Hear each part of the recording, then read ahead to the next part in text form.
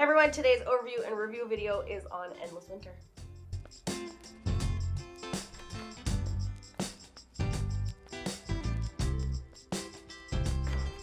So if you're new to the channel, this is 𝒂𝒏𝒂𝒏𝒏𝒆𝒍. My name is Krissy. And I'm Nick. And if you're into board games, like this video and subscribe to the channel. If you are ultra into board games, we have added members to the channel where we learn all of our board games. We play them over there before we make any type of content on them. And a big thank you to all the members who have already joined. So we are playing this very, very big table hog game called Endless Winter. Big game. It's not that complicated of a game. No, it's not. But boy, oh boy, does it want you to know what's on the table. There's a bunch of stuff going on the table. So let's just go ahead and jump right into it. We'll go over setup per board because there's a lot going on. Okay, so first we'll start off with player boards. So we basically have 2 players set up right now. No 2-player variant. Just those boards. Well, yeah. So depending on how many players you're playing with, certain things are going to happen. Cards coming out, tiles coming out. But basically nothing else is going to happen for 2 players. So I have the player set up right here. So basically, you're just going to pick a color. And you're going to be picking out a chief that you're going to be playing as. And that's basically just going to give you an extra little benefit there every time that you play something. So you're going to be taking these 2 cards here. However many players you're going to be playing, depending on who's player 1, player 2. This is basically your starting hand. And this will tell you how many resources to start with. Mine starts with an extra tent. And it'll also tell you what animal that you're starting with as well. So this is my starting hand here based off of the starting hand. And then so we also, just for components wise that are on the player board, so we have camps, we have villages and megalith, and then we also have our tracker here for tools and meat. Some other things go on here, some things come off. Those have to do with other boards that I'll explain once we get to that specific board. So basically what's going on here, you're going to be able to get some animals, and you're going to be able to stash some cards under here, which will give you end game victory points. We also have our tribe figures, basically just your workers that you're going to be placing out. So that's basically what's going on here for player boards. Then we go on to this arrangement of tiles, the terrain tiles. You start with 1 of each kind, so there's 6 different tiles. So you start with 6 of the unique tiles. Then for the player counts, depending on the player counts, over 2 players, there is 6 of the glacier. Glacier. Yeah. So 6 glacier tiles and 6 other terrain tiles. Yeah, exactly. So that's how the setup is for this. You're mostly going to start with camps on here as well. I just get an extra one because of my starting card. So that is the terrain tiles. Then we go on to the main board here. So setup for this, you're just going to pick your score tracker tokens here, and then tribe markers. This is basically going to be for who's first and who's second. And then we have our sacred stones up here. That's basically what's going to be placed into your player boards. Nick will talk about that a little bit later on for actions. And then we have the mammoth here is going to keep track of our rounds. So there are 4 rounds, and in between each round, you're basically going to do an eclipse phase. And that is not for right now. We will talk about that. So that's basically set up for this. That is the components that are all on here too. These are basically going to be your actions later on. Then we go to the animal board. So the animal board, you're basically going to flip over cards 1 per player plus 1. And then we have the idle board. You're going to be placing your little idols here for each player. And there's 2 tracks to this right here. This is going to be some kind of end game scoring for you.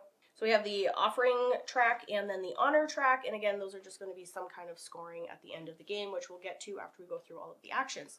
And then our last kind of board that's going on, also that depends on how many players, is the megalith tile. So basically your megaliths are going to be going onto there, and you'll get some kind of resource. So along with that, boy, that's a lot. That was a lot. That was a lot, and it's not even everything either because we still have the cards to go through. Yeah. So we have tribe cards, which are just people, they're tribes. They're going to help you get different things, help you along the way.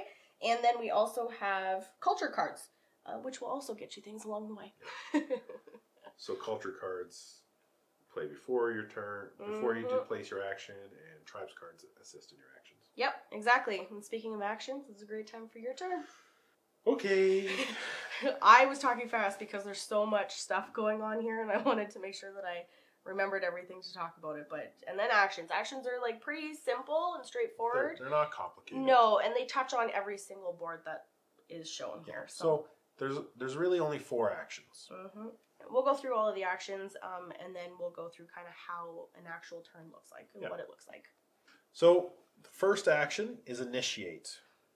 So you'd take your worker and you'd place it here. So anything in this light blue section here, you can do as many times as you want. So you'd have to spend a tool and a labor to get a tribes card to your hand. Every time you did that, though, it'd have to be a different tribes card that you've taken. And you would not be able to use that card that you just took to spend for labor. Yep. Going down here, after you do this and you've satisfied as many times as you want, you can do this action, the one in the darker blue, once, this one would be spend a food to pick up a tribes card, which would go to your discard pile. That's the icon for it. Which is over here. And then you can put a card to your graveyard. So a card from your graveyard can either be from your discard pile, your played area, or from your hand. So after we did all this, and I did that, then if I'm the first person here, you could trash a card, and you could move up on the idle track.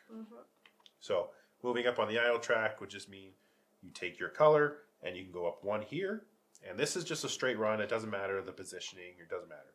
It's just up. Yeah, that one's strictly just how many your resources, how many victory points your resources are going to be at the end of the game. So every 4 resources will be 1 victory point. This one will be 3 resources every 1 victory point, and all the way up to the top is 1 resource per victory point. And then there's little bonuses if you get there, you would trigger those right away. This board is a race. So the first person up takes the furthest to the left, and then the next person goes up would take that spot. If this person ever goes up 1, he goes straight up, this one just moves to the side. Right, so if you're playing with multiple players, they'll just all shift over. Yep, because that one is a race to the top. So that's why there's the 4 lines. You'll always be, the furthest to the left is first. Yep, exactly. And that's just going to, whoever's the first and second, third, fourth, however many people are playing, then that will determine with how many cards you have in. So say I had only 6 cards in my graveyard, I would get 10 points if I was first. But if I was second and I had 6 cards in my graveyard, I'd only get 6 points. Yep, and then third, you'd only get 3 if you had 6 cards. Yep, exactly. Now the next one is develop. You can spend 3 labor to take a culture card. You can do that as many times as you want, as long as you can generate enough labor. Yeah, and these ones also go to your hand. Yeah. Unless there is a symbol of the cracked card underneath the gain card, it goes to your hand. Then you can spend, this is how you get the sacred stones. So it has the food, question mark, tools. So that is, you go to your player board. So the first one is going to cost 1 tool, 1 food. And if you spend that, you can move 1 card to your graveyard, and then you can pick any sacred stone in the first section. Yeah, the first 4 stones. Yeah, in a 2-player game. Yes, in a 2-player game. And then once you do that, you come down here, and then you gain a food and a tool. If you're the first person there, yep, exactly. Then, on the next one is Migrate. So that is kind of working on this board here. You can spend a tool to put one of your... Here, I'll do it for you, I'm closer. Spend a tool to put one of your camps out on the middle of the board. Yep. And you can do that as many times as you want, as long as you have camps to put out. And you can spend labor. For each labor is to move 1. So if you spent 2 labor, you can move it twice. Yep. You can move one, and another one, the other one. You can split it up however you want. Or if you just want to move 1 twice, yep. Exactly. And so another thing to mention over there is these tiles kind of get you where you get your Eclipse benefits. So you'll notice there's symbols here for a tool, a megalith tile, food, victory points. So that's kind of why you're positioning yourself. So you want to have like control of a tile to gain that benefit. So that's why you're placing down camps and moving them around. Exactly. And so if you move down here, you could, for the one, spend 3 food to take 3 camps that are set up in a triangle to place out a village. Yeah, and then you just collect your camps back. And so the camps go back on your player board, and the village then provides 2 influence to each tile it touches. Exactly. So if somebody else was there, you'd still have the influence. Worth of 2 camps on each tile. And then if you're the first one here, you get to put down an extra one and you can move one. Yep. And then the final action is hunt. Now that takes place on the Animal board. So you could spend 1 labor to just draw 2 cards. Now you could spend labor to draw cards until you have 6 shown. So if you spent a labor to draw 2, you can spend another labor to draw 1 more if you wanted to. Then you could spend a tool and a labor to pick up one of these cards and bring them to you. So these cards are what you're doing is you're set collecting. So you could grab one, and so generally you need to have sets. Generally you want sets of 4. Because 4 or more will get you the most points. 10 victory points. There is a wild one. This 𝒔𝒑𝒄𝒊𝒂𝒏𝒏𝒆𝒍. Basically the gray ones. Yeah. And that he'll work, he can't be his own set, but he can go on any of the other ones to help you with your set. Yeah, exactly. So you can do that as many times as you want. Then you can basically hunt one of your animals that you've got here. Yeah. So that's another way to gain a big chunk of resources, right? Yeah. So tools and meat. So I could choose to hunt my saber-toothed cat, which would just be turning him sideways. And then on him, it would get me 2 tools and 2 food. Yep. Exactly. That's a good way to get some resources, a lot of resources pretty quickly. Because you'll burn through the food and tools, and they're never enough. No, exactly. Killing animals is okay. Yeah, well, you're ancient man, so you need to eat. Exactly. And then, if you're the first person here, you get this symbol here, which is a animal card question mark. And all that means is you can take from the top of the deck, and you just and it goes straight into your hand. And it is whatever it is. Yep. So those are the 4 actions, not super complicated. So let's say I wanted to do this action, initiate action. I have these resources here, 5 meat, and I'm fully loaded on tools. I've got a full hand of cards. Now the thing about cards are, you don't have a hand limit. As many cards you have in your hand, you can keep going. You don't refill, so you have 3 workers. You place out your 3 workers. You don't refill in between those worker placements. You only refill at the end of the round. Yeah. Okay. So sometimes you don't want to use all your cards, and sometimes at the end, once you finish playing, you might want to put a card in your Eclipse deck. Now your Eclipse deck is the card that has, the symbol that covers the sun. Yeah, basically. So that's why you don't want to spend your cards. So that's why you'll keep some of your cards in your hand. But let's say I wanted to do this action. So I could spend 1 tool and I need a labor. So I'd look through my hand and I could play this tribesman. He's got 1 labor on it. I spent my tool, so I could take this card to my hand if I wanted to. Now I could do it again. I could spend another tool. I could find another labor, and I have this one. Now this one counts as 2.5. So I spent 1 tool and I have spent 1 labor. I could take another one. I couldn't take the same. But now I have 1.5 labor remaining. So I could choose to do it one more time if I want to. Now again, can't take the same card to your hand. Say that's okay, I don't want to do any more of this. And then I move down here. I can spend 1 of my food, and I can take a card, any card 1, put it to my discard, and then I could choose the trash. I could trash a card that I played. Send it to the graveyard. Send it to the graveyard. It goes underneath there. And you want to do that because the more that you have in there and the higher up on the honor track that you are, then the more that those cards are going to be worth for victory points at the end of the game. So these tribe cards, each of them specialize in one of the actions. So you'll notice they all have a symbol that matches an action. Right, so this card matches this action. This card matches this action. This card and this one, and this one, this one. And this one is kind of for the Eclipse Phase. Yeah, and it'll also just give you a lot of manpower. Yeah, it'll allow you to change tools into labor. So that's why you're kind of gathering these cards. So then there's also another thing you can do with your cards as an action. Besides placing out these, before you place any of your workers out, you can play a culture card. picture these ones down here. You have to play a culture card before you place your worker out. Mm-hmm. So if I played this culture card, this altars, I could spend 1 tool to place out one of my megaliths. Mm-hmm. Right. So the gray megaliths can either go, are the only ones that can go on the starting spaces. They can go on any other spaces. However, they can't go onto a tile that's not already been started. So I wouldn't be able to go up here because there's not been started. Right. So if I place my megalith tile here, we can now use this any other time I want to place a tile, or if Krissy wanted to place a tile, she could go here as well. It's been started. Yep, exactly. And you can play more than one of these cards. You just have to pay a card to play another one. So let's say I had this one in my hand, and I wanted to play another one. So if I wanted to play this card, I'd have to discard another card from my hand.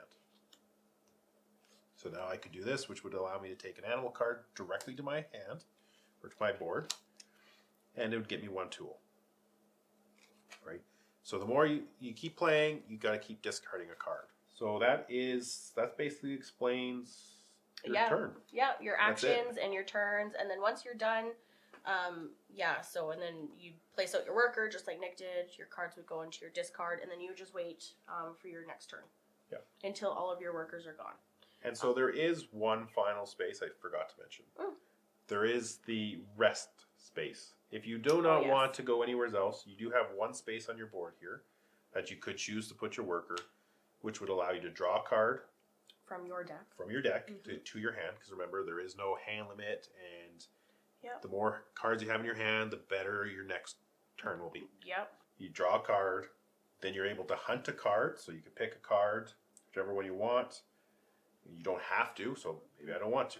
And then during my Eclipse phase, this guy will count as 1.5 labor. Yep. So Krissy will explain the Eclipse phase. Really? Yeah, surprise. You want me to explain it? Surprise. Okay, so before the Eclipse phase even happens, your very last turn, your last worker that you put out, once you have all your cards done, you want to start an Eclipse deck. So basically you want to have cards in there that have, like Nick said, the Eclipse symbol, so that you'd be able to collect those once you get through it. And another reason is because whoever has the most labor is then going to be first player on the track. And that just means that you get to score all your stuff up first and whatnot and take your turn first, right? So basically, once you put out your last worker, you're all done. You're going to start your Eclipse deck. And then once the last player goes, if they choose to have an Eclipse deck, and then once that's done, everyone reveals. Whoever has the most labor is then going to go first. And then, so we do have a nice little player aid here that goes through all the different phases that you can do. So then the Eclipse phase first, like I said, you're going to reveal. You're going to see whoever has the most labor, who's going to go first. I have the most labor here, so then I would be first player now, and then you would collect your benefit, which is the track next to it, so you can either choose that one or anything that's below it. Anytime throughout the game, you have the option, whatever you're going to be collecting, if it's at that level or lower, you can collect whatever you want, whatever you need that turn. So if you get a megalith, you can put out, or you could not put that out, you could draw a card. Exactly. Or you could take You can go on the idle track, exactly. Or you can take tools, or you could take meat, exactly. So like Nick's second place right here, he couldn't place out a megalith.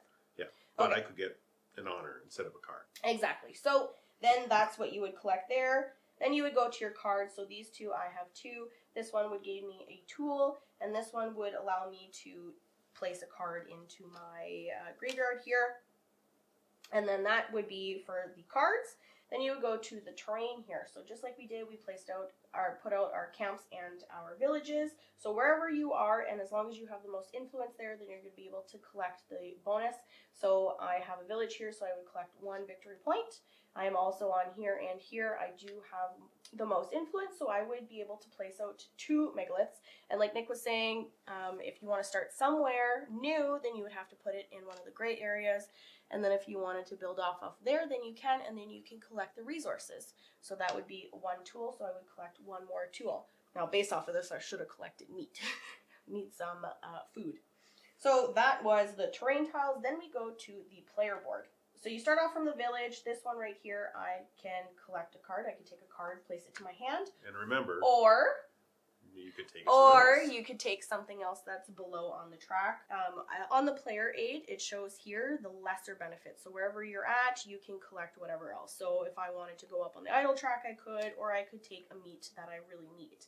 Then you go on to the Megalith here, and it is a tool. I already have a fair bit amount of tools, so I'm going to go with some food instead.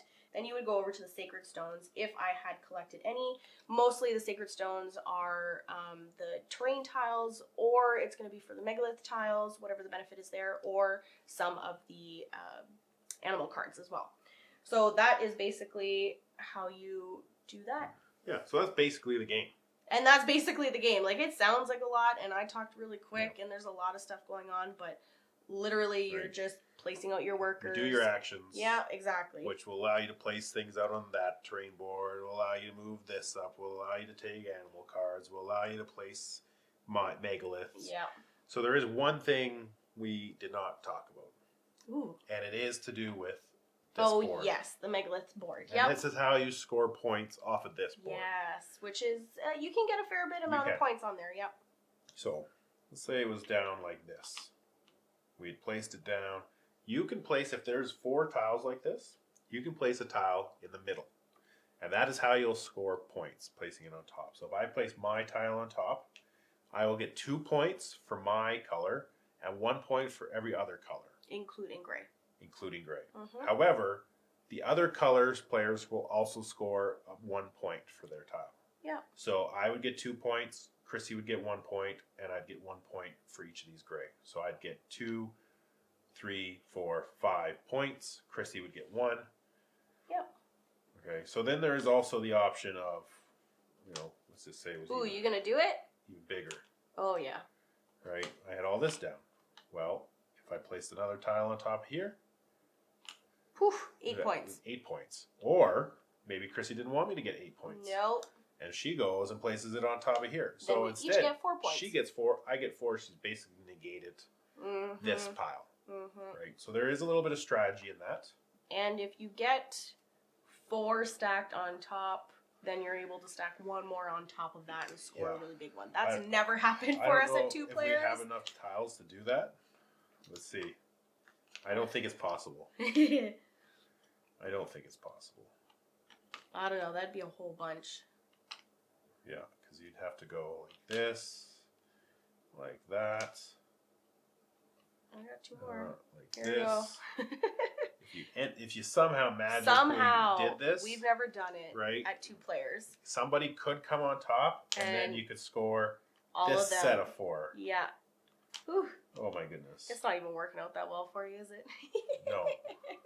But anyways, you guys get the picture of it, the idea. But there is a little catch with this, right? You're not scoring the tiles underneath the 4. So this would still be, so now that we're a 3rd level, it would still only be 2, 4. It would be the 4 that it's touching. Exactly. It's not cascading underneath everything all of else, them, you imagine. right? That's how it should be. But this is like, for a 2-player. Oh yeah, I don't think it would happen. Maybe in like a 4-player, you might get 2nd level, but it's definitely not really happening on a... No, like we only have 5 tiles left. Yeah. But, yeah, no, exactly. So Right. that is an option. That's all for the that part. tiles. Oh, well, no, I got a couple. there. Look, we could make another one. We can go like that. Oh boy, we're real scoring big now. Oh, I did it And then again. another one? Yep. Oh my gosh.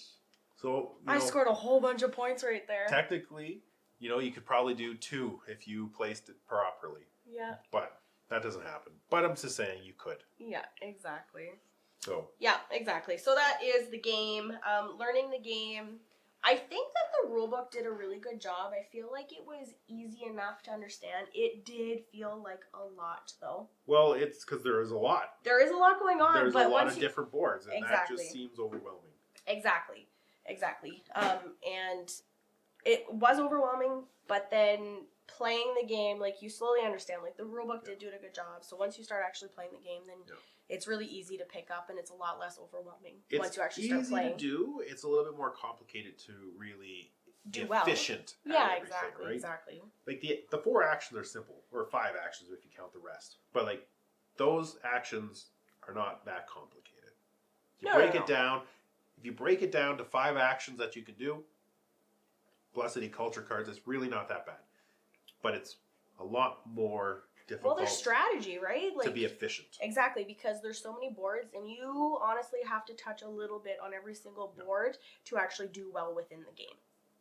Yeah, because there's even like a little bit of area control over there. Yeah, set collecting, right. Worker placement, deck building. Tracks. Exactly, no, like this literally touches on a lot of different things. And you have to touch on every single one of them. Yeah, because they all score points. Like that has points to be scored. Yeah. This has points to be scored. Although this didn't feel like, there's a bit of a race here. At 2 players, it's not that big of a deal, but, I don't think. You know, you might give away, if someone's higher than you might give away 5 points. Right? Yeah. It's really not that big of a difference. Yeah, exactly. Right? Like we both had 7 cards. Both generally, every game we've played, yep, have made our way up this. Yeah, so depending on how many games you play, you're going to figure out your own strategy. Playing against Nick, I don't go up on that one track at all because there's no point, right? Like, sure, if I get there first, but I'm not wasting my time there. I got other stuff to do. It's easy to play. Like, learning it was easy.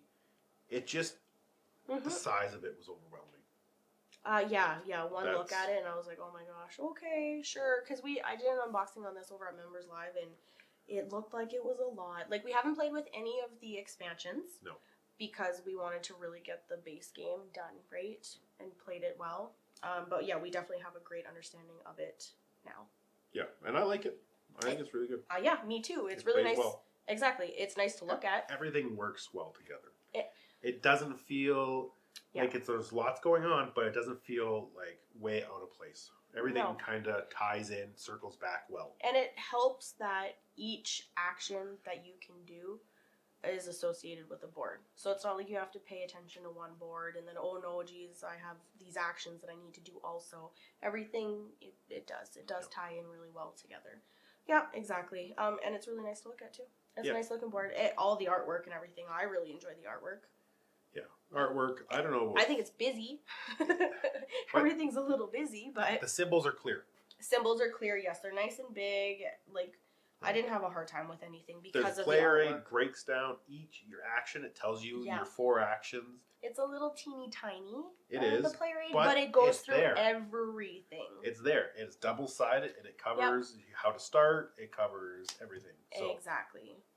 Yeah, I do enjoy that, the player aid. But yeah. So theme. Yeah. Yeah. Well, you're killing animals. You're killing animals. It feels like you're killing it, I guess. You're turning them sideways. And you're playing your cards for your workers. To do your actions. But it's a worker placement game. Theme is hard to come by here. It's not really telling a story. I feel like, it could be whatever theme, but I feel the theme more in this than some other games. Yeah. Like... But it all works well. Like, you're hunting your animals. That makes sense. Turning them into resources. That makes sense. Yeah. You know, you have your little thing. You're moving around to different terrains, which gives you different benefits for where you are and the type of terrain. Which makes sense. A lot of it makes sense. But could it be literally any other theme? I don't know about the Megalith tile thing. That's kind of weird. That doesn't really tie in really well. I don't know. I wonder what the whole point of that was. Yeah. Maybe they just thought that they needed something extra for the game to give you a little bit more victory points. Ways to get victory points and more ways to get resources. Yeah. Could have been it. And like the cards. The cards are neat. Yeah. Right? They're all benefits and... Yeah, and they're all worth victory points. Most of them, anyways. Very little of them are not worth victory points. And then I guess we didn't touch. These are level 1s and these are level 2s, which is associated with the rounds. So after round 2, then you have to reset round 3, up. there's a symbol there. You'll get rid of all these. You'll move that up there, and with level 2s, which you can see here from the pelts in the top left corner. Yeah, and then for choosing a sacred stone, once you're past this spot, you could choose any side. Yeah, I like it. I like the theme. I like the artwork. I especially love the components. Components are great. Well, we have the upgraded Megalith tiles. We have the washed minis, which I really like. It kind of gives it the ivory look. Yes, that's exactly the feel of them. Yeah, I think having these two, really help with kind of theme too. Gives it a little bit more visual to it. Yep. But yeah. But yeah, I really like the components. Yeah. I like a lot about this game. And Yeah. really, once you understand it, it's not a big thing to set up. No. Like, it feels like it would be, but it's actually not. That we have the big box, which is kind of organizes it well, Yes. so it helps set it up. Yeah, totally. I think that for us was the way to go. Yeah. Looks ridiculous in a calyx, so it doesn't fit. So No. we stick it on top. Yeah, But it's huge. yeah, But it organizes it well. yeah, it does. It does for sure. Yeah. So your overall thoughts on the game? You already said you liked it. I like it. So a lot of people compare this to like Dune and Arnak. I think I still prefer Dune most, and then Arnak. Well, I think this has way more stuff going on Yeah. than just worker placement and deck building. Yeah, no, it does. Yeah. It does. Like, there's an area control. I still like Dune.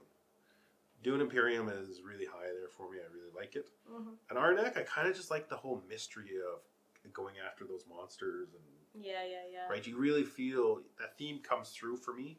For that one, and yeah. the exploration, and you don't know what you're gonna get, and boom. Yeah.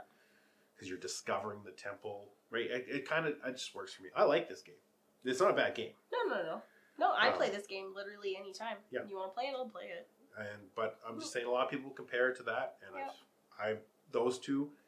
I think if this game would have came out at the same time and had been more in to compete with it right. at the time, but those other two have cemented itself in with me. I played a lot of those ones, We've played so much. and well, Arnak was the first video on the channel. Don't go watch that. But that was right. Well, the first two games that we did on the channel were Dune and Arnak. Yeah. So. Right. So that was kind of, we played those a lot. Yeah. So Yeah. this is a good game, though. Don't get me wrong. I'm just saying. For you personally, this comes in third. Yes. Yeah. But it's a good game. I would rate it really well. You would rate it really well. And if we ease rated of learning was great. Playing it was fun. It's a good I was never game. bored. It plays No. quick enough. It's thinky enough. It is, and you know what? Surprisingly, I There's didn't. player aids plus Yes. 2 points. Yes, and surprisingly, I didn't take too long trying to figure things out. No. Like No, it your clicked pretty well. turns, yeah, right. Like you have cards in your hand, and you can do 4 actions, and can you do it with the cards that you have? Yes or no? Yeah. Right. Exactly. But again, it just seems like a lot. It does. And that it's misleading with how complicated it looks. Yeah. Because it's not that bad. Yeah. I wish it wasn't such a table hog. Yeah. That's Like, we about have it. the mat for this thing. Oh yeah. How It's come we just- didn't play with it? Because the table would never fit it. I totally forgot that we had, because it's not just one. No, we have 2 mats. Yeah. Yeah. That's Yeah, right. But we don't have the space for it. No, we don't. We don't have the space for it. No, not on this little kitchen table. No. Yeah, I know. And like, this is a 6 foot by 3 foot table, I yeah, think it is. Yeah, 6 by 3. And, right, and it's fit here, but the mats are enormous to boot. Oh yeah, like you watching this, you don't really realize how big or how small this is. But our camera is zoomed pretty much all the way out. Yeah. Like to be able to fit this on there, like it's. enormous. It is huge. It is huge, but it's still a fun game, and hopefully we've convinced you to play it. Yeah. Check it out. Check it out. So anyways, hopefully you enjoyed this video, and we will catch you next time. Bye.